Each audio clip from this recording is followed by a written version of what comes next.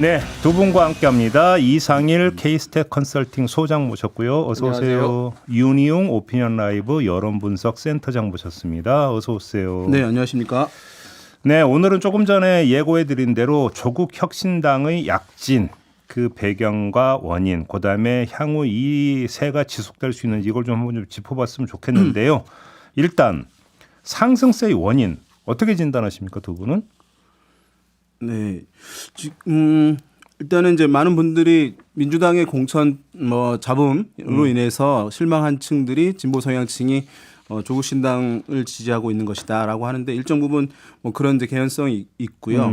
다만 봤을 때 이제 한 정당의 구성을 보면은 다양하게 있는 것이거든요. 네. 한 정당을 지지한다 하더라도 단일한 성격을 가지고 있는 것은 아닌데 과거부터 이제 진보 정당의 지지층들을 이렇게 살펴보게 되면 지금의 체제를 잘 유지해야 된다라고 하는 그 지지 그룹들도 상당하지만 또 상당한 그룹들이 더 과감한 개혁, 더 과감한 어떤 행동을 요구하는 이제 그룹들이 어느 순간 진보 정당이 상당히 강해지는 흐름들이 있었는데요. 네. 지금 이제 그 층이 아마도 검찰 등 이런 개혁 등에 대해서 상당히 이제 관심을 가지고 있는 사안을 아마 메시지로 인해서 연결되면서 지지 표출이 뚜렷해지고 있는 측면이 있다고 할 수 있겠고요. 더해서 이제 한국갤럽이 지난 이제 5일, 6일, 7일 이제 조사한 것을 보게 되면 전화 면접 조사를 했는데 휴대폰 조사를 자세한 사항은 중앙선관위 열심히 홈페이지를 참조하시면 되는데 여기서 차기 대권 주자 지지도 조사를 했어요. 네. 그런데 조국 전 장관, 조국 대표가 3%가 나왔거든요. 이제 이 한국갤럽의 이 조사는 다른 조사기관하고 다른데요.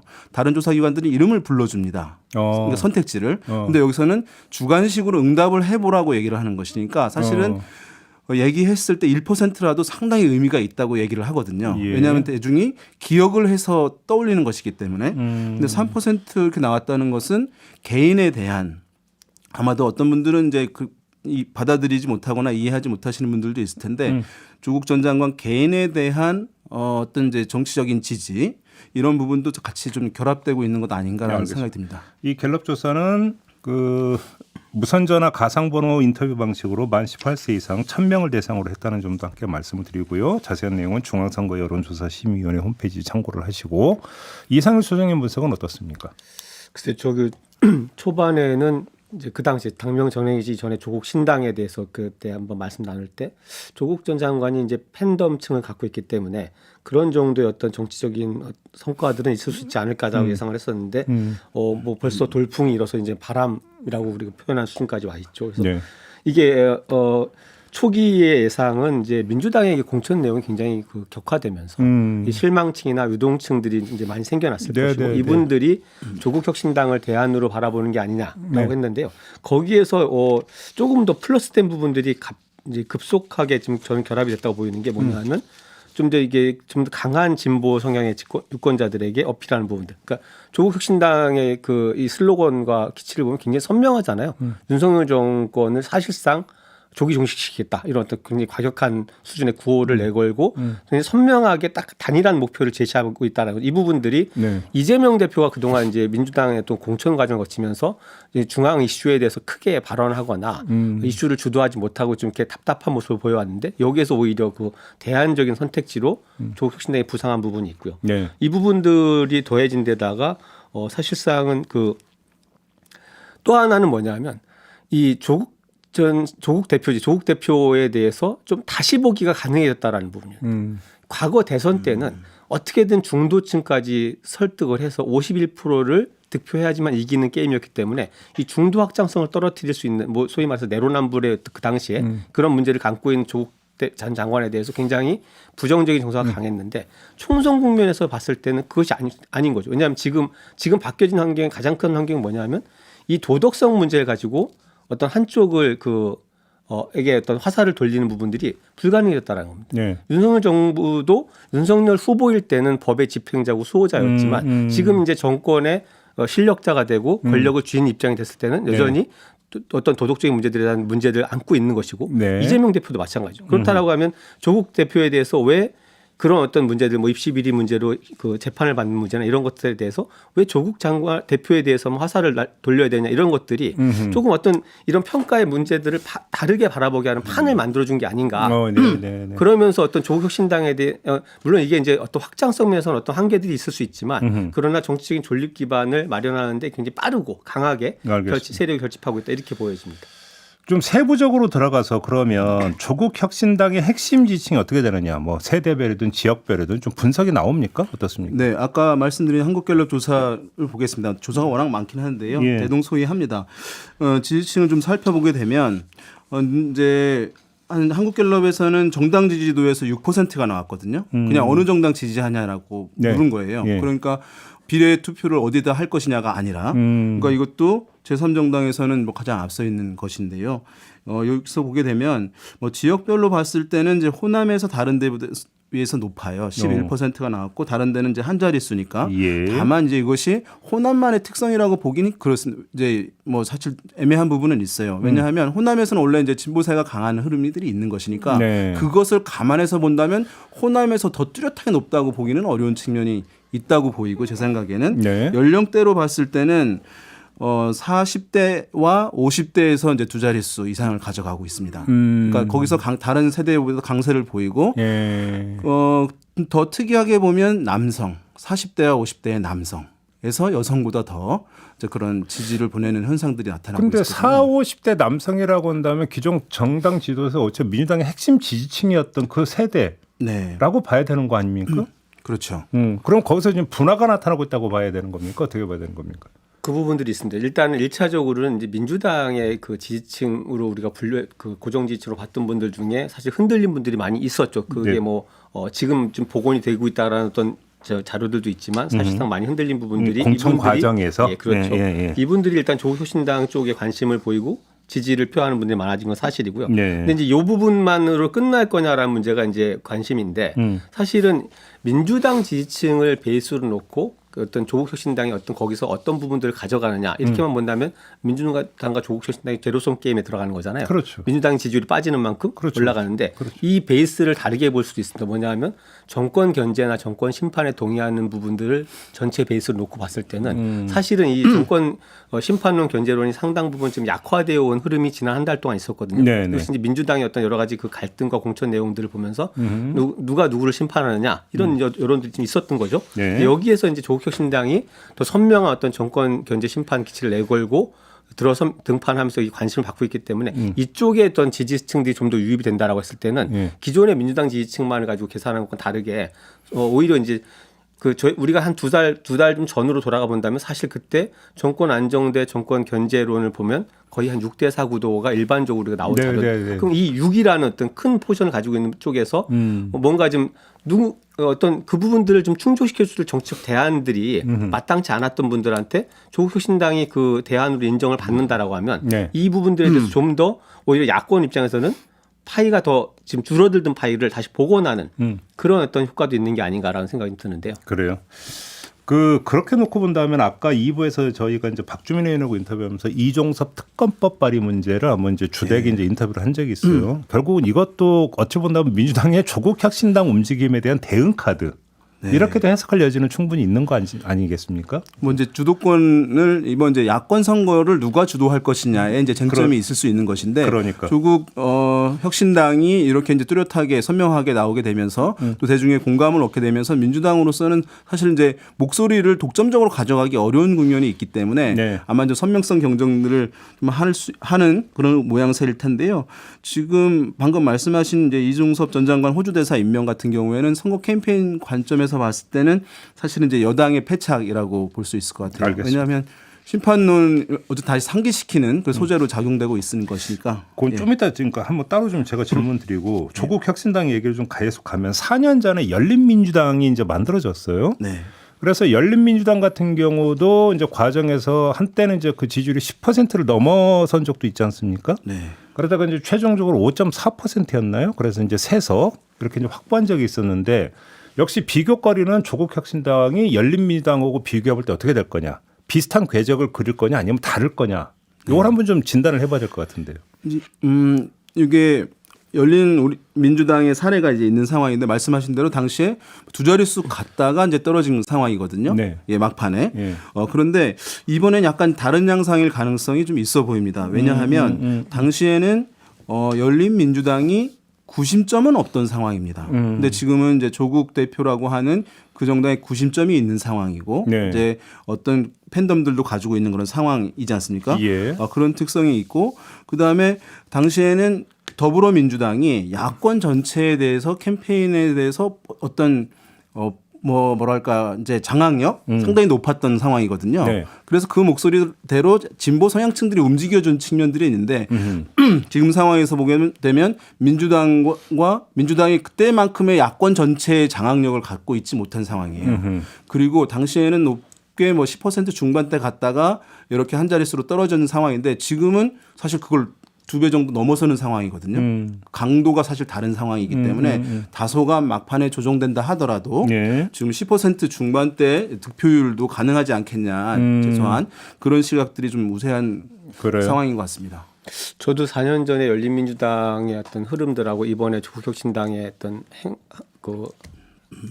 그림은 좀 달라질 거라고 보여지는데 그래요? 일단 지금 뭐 현상적으로 나타나는 그 숫자들 자체가 차이가 있지만 당시 4년 전 돌아보시면 열린민주당은 태생 자체가 민주당의 공천 과정에 대한 반발 속에서 탄생한 정당이었습니다. 그래서 민주당 그 본체에서 초기부터 굉장히 강하게 바람이 불자마자 견제를 했었죠. 그러니까 이게 그렇게 되면 이제 민주당의 공천 과정 자체가 무력화되고 왜냐하면 공천에서 반발하고 탈락한 분들이 나가서 세운 당을 지지하게 되면 이게 민주당을 부정하게 된다 이런 논리를 가지고 네. 굉장히 강하게 압박을 했었는데 이번에 조국혁신당을 민주당이 그런 식으로 압박할 수 있는 논리나 명분이나 수단이 마땅치가 않거든요. 네. 왜냐하면 이건 전혀 다른 기류에서 나타난 정당이고 오히려 민주당이 지금 부족한 부분들을 채워주거나 보완해주는 역할로 좀 들어와 있기 때문에 그런 부분이 좀 불가능해 보이고요.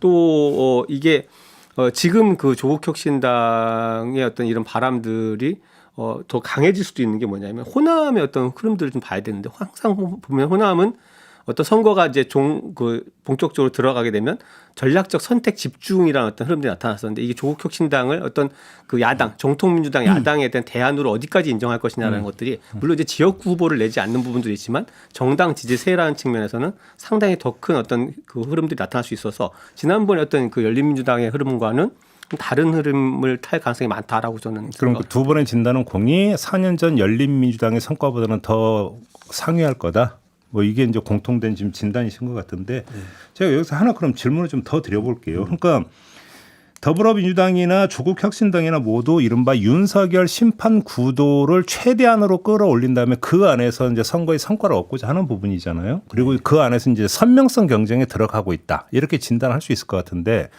근데 지금 나타나고 있는 양상을 보면 그 윤석열 심판의 이유 그래서 선명성을 강화하기 위한 어떤 그 소재로 지금 삼고 있는 게 거의 대부분이 정치 의제라는 겁니다. 네.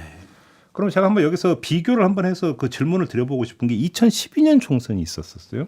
그때가 그 질 수 없는 선거라고 했는데 결국은 결과는 다르게 나왔습니다. 그리고 이때도 선거 상당 부분을 정치 의제로 이제 야당 그때 이제 민주당이 끌고 갔었는데 결국은 여기서 일정하게 패착이 있었던 게 아니냐라는 사실은 그때 이제 그 복귀를 하면서 이런 지적도 있었는데 윤석열 심판 구도라고 이야기를 하면서 지금 나오고 있는 것이 거의 대부분이 정치 의제에 집중되고 있는 현상이 이걸 어떻게 진단할 것이냐. 거꾸로 지금 여권은 오히려 민생을 지금 파고들고 있는 거 아니겠습니까? 결국은 여기서 그러니까 그 역학관계가 다시 조정될 일도 있을 것 같은데 이 점은 어떻게 진단을 하세요? 그래서 저는 봤을 때 뭐 과거 선거도 그랬습니다만은 야당이 할 수 있는 것은 이제 여당이 여권이 민생을 강조하는 흐름으로 간다 하더라도 어떤 카드들을 야당이 가지고 있는 것은 아니기 때문에 야당으로서는 어쨌든 정권 초반이면 정권에 대한 견제론 또 중반 이후로 가게 되면 정권에 대한 평가 심판론을 사실은 할 수밖에 없고 그것을 얼마나 그럴싸한 설득력 있는 근거들을 가지고 소재를 가지고 공세를 하느냐인 측면이기 때문에 네. 많은 분들이 이제 야당이 뭐 민생으로 전환해서 뭐를 하면 더 효과적일 것이라고 하긴 하지만 제가 봤을 때는 오히려 그 심판론을 더 정교하게 활용하는 것이 그 외에 더 또 강력한 카드가 될 수 있을까라는 데는 좀 의문을 가지고 있습니다. 이상현 소장님은 어떻게 보세요? 저도 지금 상황에서는 이제 다시 어떤 정치적인 이제 그러니까 정권 심판론 뭐 견제론이라는 부분들이 지난 연말까지 굉장히 강하게 그 흐름을 타고 오다가 네. 상당 부분 좀 이렇게 좀 가라앉아 있는데 이런 것들 이제 끌어올리면서 야권 지지층 결집시키는 효과는 있습니다만 이 부분들이 근데 말씀하신 수위 어느 수위까지 가고 어떤 부분들을 공격할 것인가는 굉장히 좀 다른 결을 나타낼 수 있는데요. 이게 어떤 이제 국민들 일반적으로 상식적으로 생각할 때 그 수준을 넘어가는 예. 그런 이제 그렇게 갔을 때는 과연 그렇게 도대체 야당들이죠. 야당들은 그런 이야기를 할 만큼 어떤 정치적으로 그 어떤 뭐 이런 문제들 자유로우냐. 그러니까 이것이 예를 들어서 어떤 정권에 대한 그 강력한 공격과 깎아내리기와 지금 이제 구호는 거의 정권 타도까지 지금 그 거의 육박해서 와 있는데 네. 이런 부분들이 국민들 눈에서 봤을 때 지금 예를 들면 의대 증원 문제나 이런 것들을 이제 막 추진하고 있는 정부에 대해서 그러니까요. 저렇게 하는 것들이 정말 상식적으로 맞나라는 수준까지 넘어갔을 때는 예. 이런 부분들에 대한 역풍 가능성은 상당히 있죠. 왜냐하면 이것은 다시 야당에 대한 어떤 평가를 다시 한번 보게 만드는 그런 효과가 있기 때문에 이런 것들이 얼마나 어느 수준에서 가느냐를 좀 지켜봐야 될 것 같습니다. 그래서 이제 만약에 정권에 대한 심판론을 한다고 하는 것은 이제 몇 번 말씀드리긴 했습니다만은 야당이 이제 회초리라고 하는 도구가 당일날 되는 것인데 그것이 정말 효과를 극대화하기 위해서는 자연스럽게 효과를 얻기 위해서는 그 회초리가 깨끗해야지 유권자들이 사실 그 회초리를 듣고 중도층들이 참여를 하게 되는 것인데 그것이 이제 뭐 공천에서의 어떤 중요한 중진들 측근들에 대한 희생 뭐 이런 것들이 이제 있어지면서 희생이 원쳐지는 것이거든요. 과거 선거에서는 어떤 그것은 뭐 어쨌든 민주당한테 과제로 남는 부분이긴 할 텐데요. 최근에 이제 이 흐름 조정의 부분에는 이런 정치적 사안들이 있지만 물가의 상승이 사실은 생각보다 상당히 그 영향을 많이 주고 있는 것으로 보입니다. 그러니까 그것이 이제 경제적인 부분인데 이런 부분에서 이제 여당에서 민생을 강조하고 있는 그런 상황이지만 이런 이제 물가의 상승들이 워낙 심각하고 국민적 피해가 있다고 하는 부분들이 그런 여건의 민생 이제 드라이브에 대한 효과가 충분하게 더 제고되지 못하게 하는 요인으로 작용하는 정치적 이외의 이슈도 있다는 말씀입니다. 그러니까 제가 이제 드리는 질문은 민생이라고 하는 것들이 그래서 민생을 좀 더 올리기 위한 정책을 개발해서 공약으로 내걸 이런 차원의 이야기가 아니라 네. 어떤 특정한 민생 문제가 정치 전선을 형성할 정도로 정치적 의제화된다라는 거죠. 그러니까 거기 조금 전에 이상일 소장님이 말씀하셨던 의대 증원 문제가 지금 그런 경우잖아요. 그 자체가 하나의 갈등의 중요한 축이 돼 버렸는데 여기서 야당이 지금 어떤 존재감을 보이고 있으면서 어떤 해결 능력을 보여주고 있느냐. 바로 이런 부분에 대한 것들이 지금 뭔가 빈 구멍이 있는 거 아니냐라는 어떤 그 차원에서 한번 질문을 드려봤던 거거든요. 그 문제는 의대 정원 문제는 사실은 정치적 관점에서는 이렇게 보는 게 맞습니다. 뭐냐하면 야당도 거기서 뭔가 해법을 제시해야 되는 것 아니냐라고 하는 시각이 있을 수 있는데요. 제가 봤을 때는 전폭적으로 이제 국민들이 찬성하는 기류. 그래서 여당이 이제 좋은 이슈를 가지고 가고 있는 상황인데 최근에 이제 조사 결과들을 보게 되면 이제 지금 제가 가져온 MBC 코리아 리서치 조사인데요. 이게 지난 9일부터 10일까지 휴대폰 조사를 한 것인데 이것이 이제 의료 공백 장기화에 대한 책임을 물었는데 정부 책임이냐 의료계 책임이냐 정부와 의료계 모두 책임이냐인데 정부 책임이 19%로 높지 않아요. 근데 의료계는 37%로 높아요. 근데 더 높은 것이 정부와 의료계 모두가 41% 있다는 거예요. 최근에 이제 이 조사 결과들을 보게 되면 조금씩 변화가 있는 부분인데요. 이것은 야당이 사실은 신뢰를 얻거나 세력을 좀 다시 복원하게 되는 경우에는 여론의 기류가 좀 바뀔 수 있는 부분이거든요. 그러니까 예를 들어서 근데 그런 부분도 있지만 최근에 여론조사를 종합을 하면 윤석열 대통령의 국정 수행 지지도가 올라가고 있잖아요. 네. 그러니까 그거는 예를 들어서 심판의 이유를 삭감시키는 요인이 될 수가 있는 거고 그럼 왜 올라가고 있느냐. 그 부분에 있어서 예를 들어서 뭐 민생 토론회가 되든 의대 증원 문제가 되든 여기서 드라이브를 걸고 있고 그것이 만약에 윤석열 대통령의 국정 수행 지지도 상승세 이유가 되고 있다면 결과적으로 야당 입장에서는 심판의 어떤 이유 유권자에게 있어서 이걸 약화시키는 기제니까 그러니까 이 부분에서 이제 그 전선 속에서 이야기를 지금 여쭤보고 있는 거겠죠. 그렇죠. 결국 야당이 지금 이제 뭐 현재의 모습처럼 그러니까 어떤 총선의 어떤 주요 테마가 화두가 윤석열 정부에 대한 심판, 견제라는 어떤 구호성 정치 이슈를 중심에 내세우고 다른 부분 좀 도외시했을 때 가져갈 수 있는 최대치라는 것은 물론 이제 여당도 마찬가지예요. 여당도 지금 한동훈 비대위원장 체제에서 주로 이제 그 민주당의 어떤 정체성이라든지 도덕성에 대한 공격을 하고 있는데 이 공격이 맞붙었을 때는 서로 가져갈 수 있는 최대치라는 건 지지층 결집 결국 대선 때의 어떤 구도가 되는 것이죠. 근데 그 이상의 어떤 중도나 예를 들어 적어도 민생에 관심이 많은 그런 어떤 유권자들에 설득을 하고 지지 기반을 확장하고 싶다라고 했을 때는 이런 어떤 지금 말씀하신 그런 문제들 저 국민들 국민들이 지금 관심 있어하는 문제들로 깊이 들어가야 되는데 여기에서 그래도 한 발 앞서 있거나 좀 더 적극적인 행보를 보이는 것은 현재 여권이기 때문에 네. 이 부분에서 야당이 어떤 행보를 보일지는 좀 지켜봐야 될 것 같습니다. 그러니까 뭐 이래서 의대 정원 갈등 교도 아직 결말이 나지가 않았기 때문에 결말에 따라서 이제 그게 뭐 하이 리스크 하이 리턴 뭐 될 수도 있고 뭐 그건 모르죠. 근데 지금 저 과정만 놓고 본다면 거기서 그 예를 들어서 야당의 존재감, 야당의 역할이라고 하는 부분들이 없다. 그다음에 이것이 지금 어찌 본다면 대한민국 사회를 지배하고 있는 주요한 갈등 요인인데 갈등 요인이라는 그 자체가 정치 전선이라는 거잖아요. 그 정치 전선. 그러면 거기서 또 야당 입장에서 심판론을 외치는 야당 입장에서 거기서 심판의 이유를 찾아야 되는 건데 그 부분에서 이것들이 별로 나타나지 않는 상황에서 어찌 본다면 이제는 구문이 되어 있는 정치적 의제, 기존의 정치적 갈등 요인을 계속 되풀이하는 것이 확장력에 도움이 되겠느냐 이 부분을 여쭤보고 있는 거거든요. 네.